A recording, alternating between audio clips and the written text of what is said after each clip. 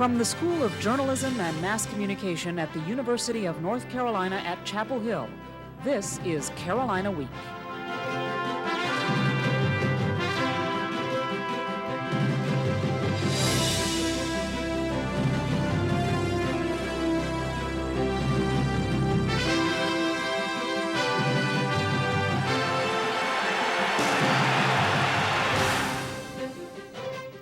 Good evening, and thanks for joining us for the October 25th edition of Carolina Week. I'm Bridget Williams. And I'm Katie Payerly. We're proud to be bringing you coverage of Carolina news and events. Darkness is falling earlier these days, raising safety concerns for late-night studiers. Carolina Week's Bryce Freymark walks us through the steps for safety. The semester crunch is here, and study groups are running late. But some study buddies end up walking home alone. Student Alicia Barclay says it's not worth the risk. It is a 10-minute walk, and there are like dark corners and things like that. So, you know, if I have the opportunity to take the Safe Escort, I'm going to take that. Safe Escort is a free service that will take you from the libraries to the dorms as late as midnight or 1 a.m. You can find sign-up tables in the libraries, and the escorts will cart you to just about any campus location. Safe Escort Advisor Lieutenant Angela Carmen says the program is really catching on. I generally base that on the fact that you got a lot more people now who are tending to take their personal safety a little more seriously. But Safe Escort isn't convenient for everybody. The university also offers point-to-point or P2P. When you call P2P, a van will pick you up anywhere on campus, free of charge, and take you to your car. P2P Express runs a continuous loop from 7 at night until 3 in the morning to campus locations. Point-to-point director Bubba Ambrose says schedules don't get in the way of student safety. After the bus had quit running, I still have, I told you 2 people come in at 3 o'clock. And they run handicap vans, and I have them not just wait for calls, but I instruct them if they see stragglers along, particularly girls, I don't want anything to happen to them. Pick them up and give them a ride back to their dorm. For those students who decide to brave it alone, streetlights now line most walkways, and emergency call boxes are scattered across campus.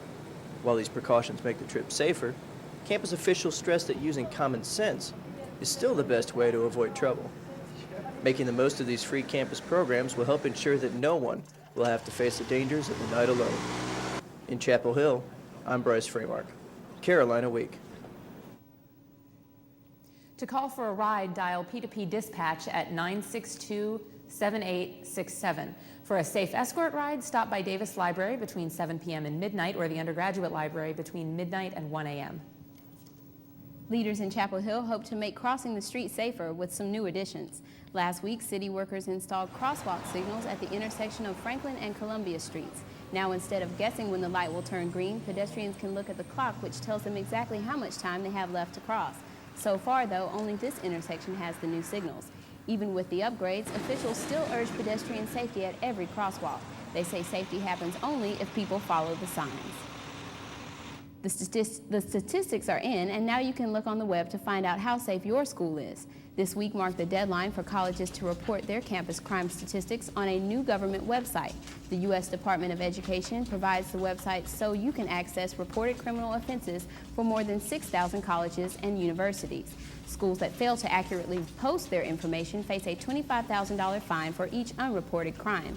UNC's 1999 security report indicated a decrease in liquor and drug-related violations since 1998. On the other hand, sex offenses and assaults are on the rise at UNC.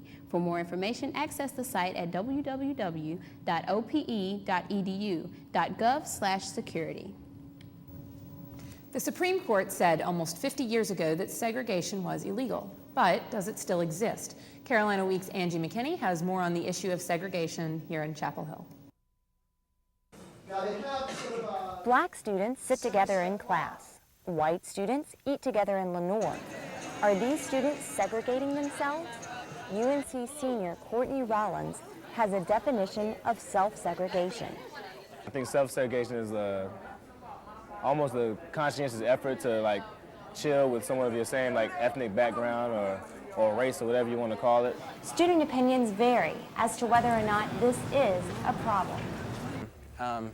totally for good race relations, but you know, I don't see a problem with people from, you know, a common race getting together and forming a tight group. It could be a problem in the long run because people are not learning and they're not taking this time to enjoy the experience of the school. UNC senior Will Lloyd says spending most of your time with the people most like you is only natural. I think that you're more comfortable with the people you know, and be it self-segregation within races or just within, you know, groups of friends, like the football team that all hangs out in one spot. Not necessarily all being white, but they're all playing football, so they know each other. Just looking at the pit area during lunchtime proves to some people that self-segregation exists here on the campus of UNC, and some say it is reason for concern. But Director of On-Campus Minority Recruiting, Archie Irvin, says that we should perhaps look at UNC a little closer. I think the casual observer might see the self-segregation, but the astute observer can see that there are patterns of interaction. UNC-Chapel Hill prides itself on being culturally diverse, and whether self-segregation exists on this campus is arguable. But one thing is for sure, this issue isn't as clear as black and white. In Chapel Hill, I'm Angie McKinney, Carolina Week. There are many groups on campus that promote cultural diversity, but of course it's up to individuals to make that a reality. In our weekly Speak Out segment, we asked students what they're doing to promote good race relations on campus. I try to interact with people of all different races. Try my best not to be closed into one circle or one net of races or friends. Race relations is something that's just, I don't know, I guess if the idea is to move to a colorblind society, then I guess maybe I do that. And we often have like a lot of programs and stuff like that in order to make the campus more aware of race relations and race tensions. I mean, I'm not involved in any like race relations groups or anything, but I mean, it's more of a casual thing, I would say, where, you know, I always try to treat people equally. Honestly, I don't think I do promote it. I think it should be promoted more and that people should make more of an effort, and I don't know, maybe a week should be set out where it should be a particular thing that people should promote. I mean, I guess I just treat everybody the same. I mean, everybody's got their prejudices, but just try to treat everybody fairly and just don't discriminate based on race. Our sample of student opinions is in no way scientific and shouldn't be taken as a reflection of widespread opinions on campus. I'm somebody, and you're somebody too. Find out how one man's sayings keep Chapel Hill bus riders smiling when we return.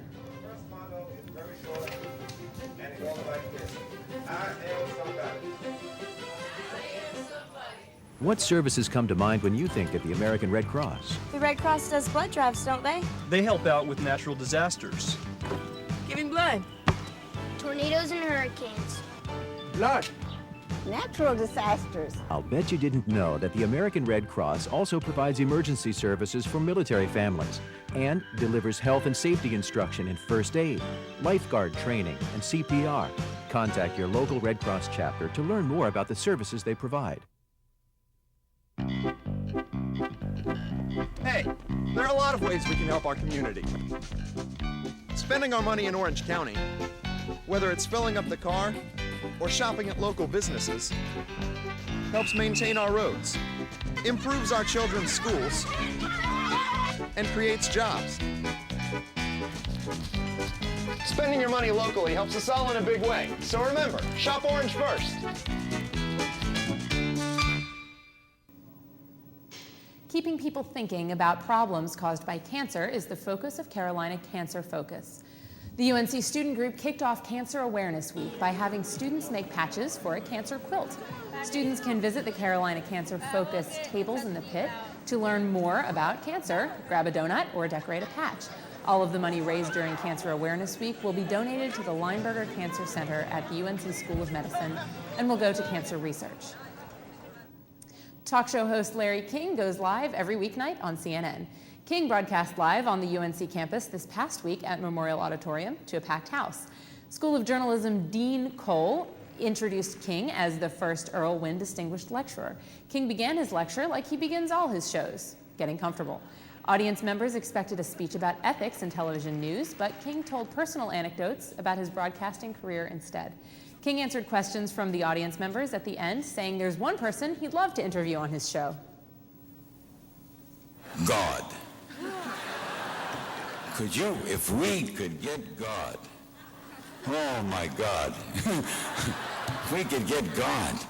No, I mean, would you picture this? God. Supposing we had God.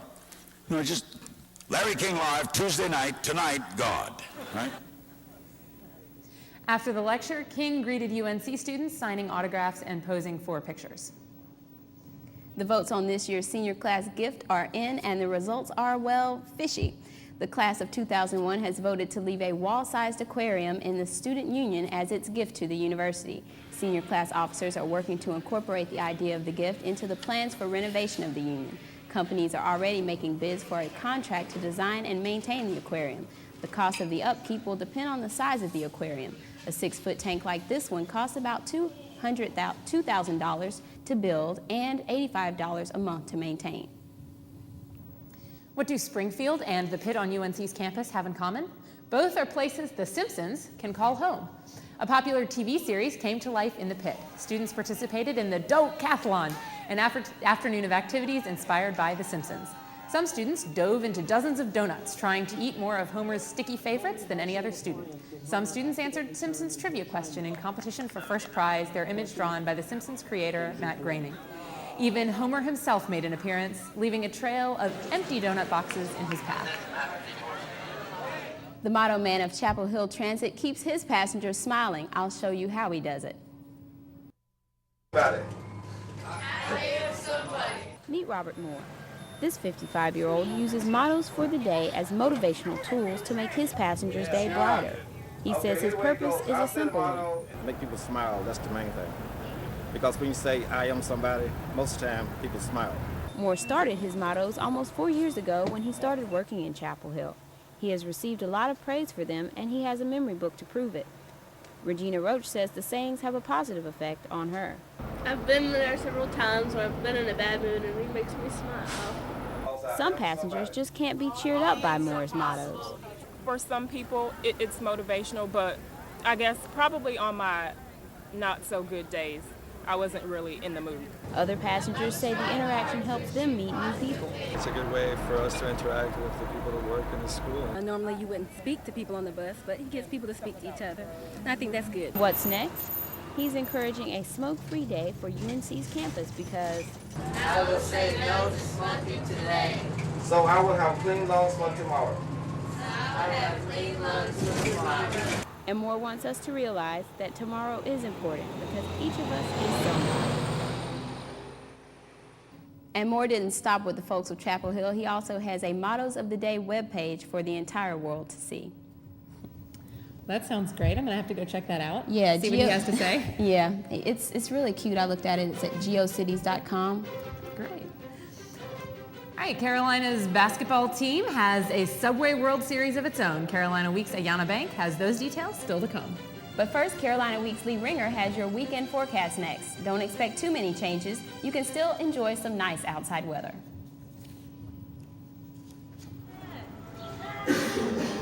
One out of 20 people in the United States has been infected with hepatitis B.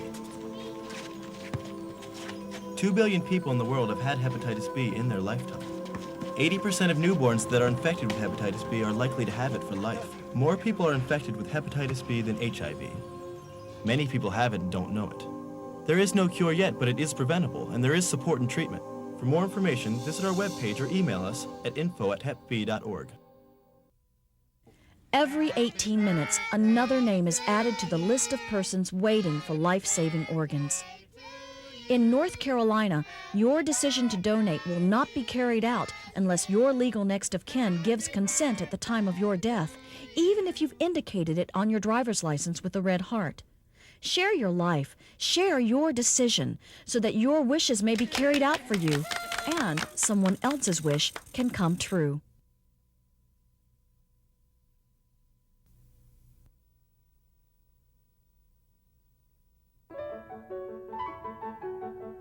A freshman's first day in Phillips Hall is a humbling experience. You need to get to the third floor, but not every stairwell leads you there. Just as in life, take the wrong way up and you won't get anywhere. None of the corridors make sense. It's like being in a huge maze at 7:57 while you're looking for your 8 o'clock class. No one knows the real Carolina like a student. Carolina Week, the student news show. I'm really excited about this weather. I mean, it's just so nice. Do you know what's even better than the weather, though? Is the leaves. Yeah, the leaves really falling off the trees. It's really nice, so we're going to talk about that. In fact, the leaves are going to be peaking around here and be prettier here than they are in the mountains.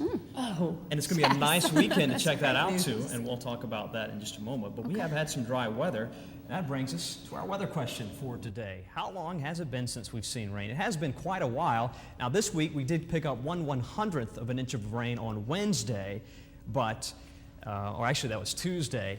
But when has it been since we've seen more than 1/10 of an inch of rain? Was it October 3rd, October 10th, September 19th, or September 25th? We'll have the answer coming up for you, give you a little time to think about that. But it has been nice on the outside, and lots of folks have been enjoying that weather. Certainly haven't had to pack the umbrella in quite a while, and that weather is going to continue. We'll take a look at that forecast in just a moment. But like I said, we'll talk about the leaves. And most of the time you think the mountains around western North Carolina is the best place to check out the fall foliage. Well, that's not going to be the case this weekend because they're past peak. Most of the leaves are already beginning to fall off the trees in western North Carolina, but the peak is going to be here in central North Carolina, and the weather's going to look pretty nice too. And here's why as we take a look at our surface map with all the weather features on it. We're looking for something that may bring us rain, and we're not finding too much. This high pressure up here is kind of ridged into our area. That's dominating our weather, and that's why we have seen such dry and such nice weather for this past week. Now, this low pressure system off the Carolina coast is going to move close to us, but then it's going to head up to the coast, and it's not going to play any part in our weather. Another weather feature that could bring us rain, but is not, is this trough of low pressure here in the central part of the United States. This trough is going to lift up to our north, actually might provide some snow if you're maybe headed to New England this weekend, but we're going to stay dry right here in North Carolina. And we'll see that as we take a look at our 4-day forecast. Friday, Saturday, and Sunday, and Monday, all looking dry. And actually, we're going to start the weekend out pretty warm. 78 degrees for a high temperature on Friday. Should see mostly sunny skies through the day with a morning low of 48 degrees. Saturday looking nice too. 75 degrees for an afternoon high, a morning low of 50. Sunday, not too bad either, 73 degrees. May see a few extra clouds Sunday heading into the first part of the week on Monday. 73 degrees for Sunday, 69 for Monday. So it might begin to cool down as we head into the first part of the week. And it's a great weekend to be headed to the beach as well. As we take a look at that beach forecast, mostly sunny to partly cloudy for both Saturday and Sunday. High is going to be 77 degrees on Saturday, 76 for Sunday, with low temperatures in the low 50s. And if you're headed to the mountains, like I said, not the best time to check the fall foliage for the mountains. Actually, the best fall foliage will be right here in the central part of North Carolina. But if you're headed to the mountains, we'll have some nice weather there too in the 60s. And that game time forecast as UNC takes on the Cavaliers from Virginia. Looks like it'll be pretty nice there too. A game time temperature of 12 noon, about 62 degrees. Should be warming into the mid 60s during the game. So all in all, the forecast is looking pretty good. No rain in sight. Oh, man. Well, it'd be nice. It would be nice. When was the last time we saw some rain? What you think? I'm going for September 25th. It was a long time ago. Maybe, you know, just for the sake of argument, I'll do October 3rd. All right. Actually, we haven't seen any rain above 1/10 of an inch since September 25th. So, Bridget got it right. How about that? I have a question about these leaves. Are they gonna stick with us for the next week or so? Probably for the next week, and then I think as we head into November, we'll begin to see them fall off the trees. But so we've got like 1 week left. Get the rakes out. All right, this probably will be the best weekend. Great. Well, the UNC men's soccer team is reaching heights only the women's team has known. And Carolina basketball debuts its ball handling skills along with a new coach. Ayanna Banks is next with sports.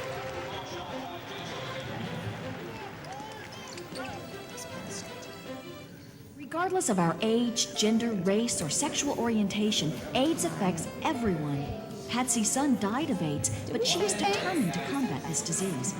Karen has HIV, but will be at her son's graduation. Susan's teenage daughter has AIDS and big plans for college. For these women, Mother's Day will never be the same, but they believe there's hope. Join them. Get involved. Call 919-834-2437.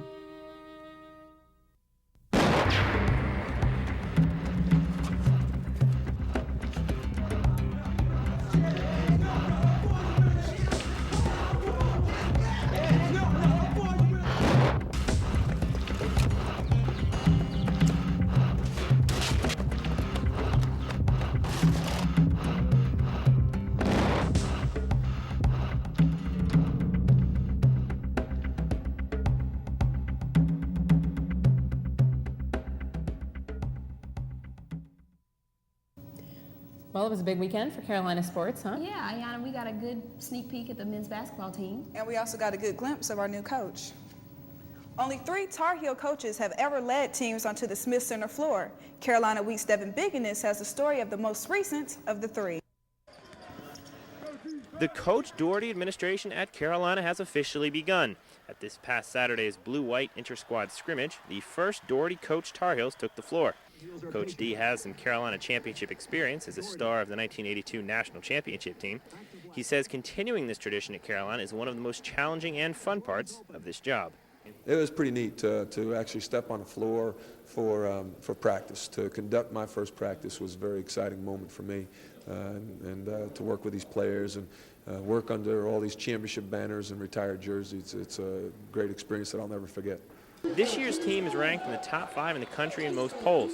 Coach D says there are legitimate reasons for the high ranking. I think the strengths right now are our size and our strength. I think we're a big team, we're a strong team.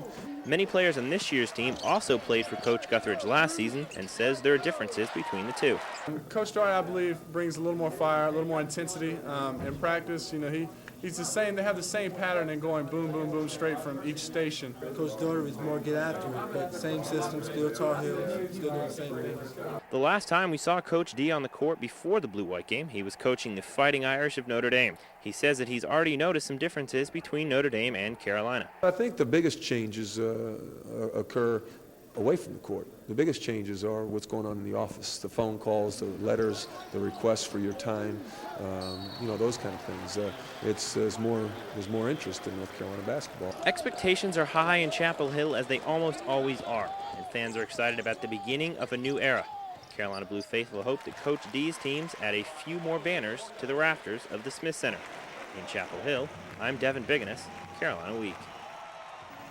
Coach D and the Heels play the first real game of the season against Winthrop on November 10th.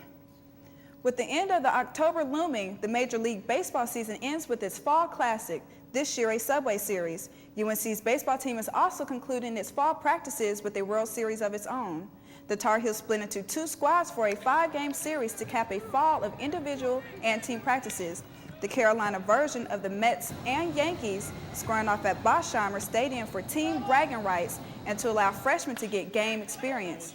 The Tar Heels lost 3 starting pitchers and several key field players to graduation and the draft this past summer. The series also has personal implications for the players. The losing team has to run 10 miles. When someone thinks of a top 5 team coming to Kenan Stadium, Florida State comes to mind. This time it was 3rd-ranked Clemson, and for once this season, the Tar Heels came out gunning. Quarterback Ronald Curry has his way early with the Tiger defense, here completing a 57-yard pass to Jamal Jones. It sets up this Brandon Russell leap over the pile to give the Tar Heels a 10-0 lead. The Tar Heels up 17-0 as Clemson freshman Willie Simmons connects with wideout Rod Gardner on this 43-yard touchdown pass. Simmons is no slouch and steers the Tigers to 31 unanswered points and the 38-24 win. The men's soccer team is proving that the women's team isn't the only one around. 14-2 and 4-1 in the ACC, the men continued their dominance with 2 victories against UNC Charlotte and NC State this week. Against Charlotte, it was physical early, but the Tar Heels scored 2 first-half goals, including this one by Chris Carrieri to win 3-0. With a goal and 2 assists, Chris Carrieri broke UNC's single-season scoring record. With NC State in town, the Tar Heels recorded their most lopsided ACC victory since 1962. Scoring easily and often, UNC's potent offense led the way to a 7-0 victory.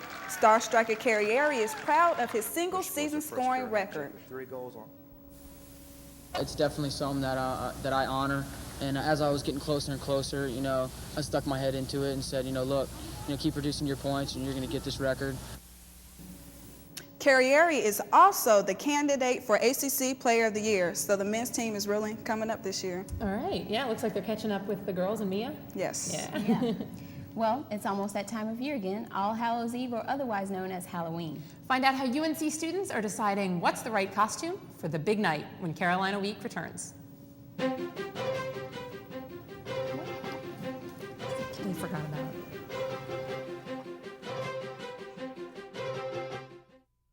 North Carolina is where the wonders never cease.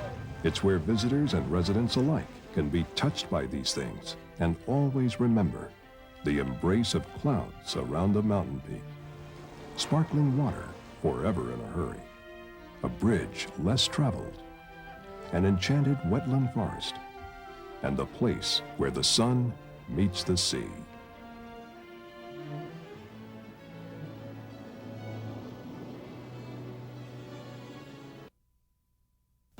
What services come to mind when you think of the American Red Cross? The Red Cross does blood drives, don't they? They help out with natural disasters. Giving blood. Tornadoes and hurricanes. Blood. Natural disasters. I'll bet you didn't know that the American Red Cross also provides emergency services for military families and delivers health and safety instruction in first aid, lifeguard training, and CPR. Contact your local Red Cross chapter to learn more about the services they provide. And I can definitely get that picture to you. I tell you what, I'll send it out in the morning. Okay, bye-bye. Hi, sweetheart. How you hearing today, huh? Good. Because I don't think you heard me yesterday when we decided that you are not to have business in this house. You have family. Where are your kids? Upstairs, Jim. James, shouldn't you be in that kitchen cooking my dinner right now? Because that's your job. Do it. This woman may not have any cuts or bruises, but she's still scarred.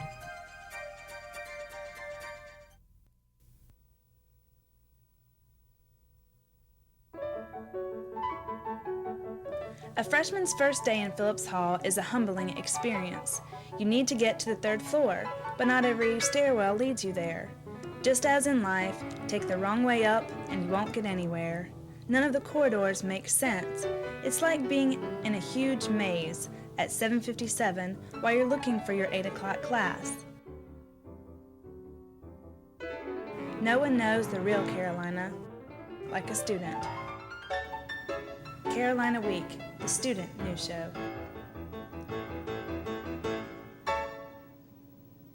Halloween is just around the corner, and people are rushing around trying to get their costumes ready for Tuesday night's activities. Local Halloween stores are full of shoppers picking out that perfect trick-or-treating outfit. Store owner Jeff Turnage says the most popular costumes this year are various politicians. However, the traditional gruesome mask is a close second. The average price for a costume is about $25, but many say they'll be spending much more than that. We asked shoppers just what the best costumes are. The consensus? The scarier, the better. I'm going to be a guy or a person that has a screw sticking out of my head.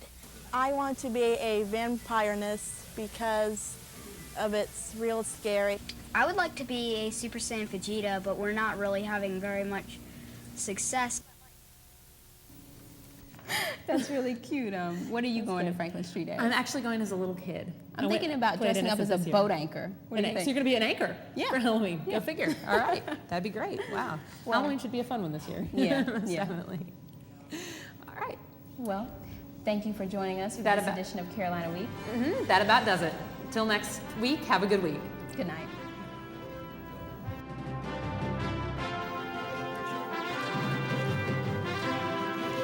If you have a story idea, contact Carolina Week at 843-8292 or carolinaweek@unc.edu. If you have questions or concerns about this program, write Carolina Week at Campus Box 3365 UNC-CH, Chapel Hill, North Carolina 27599.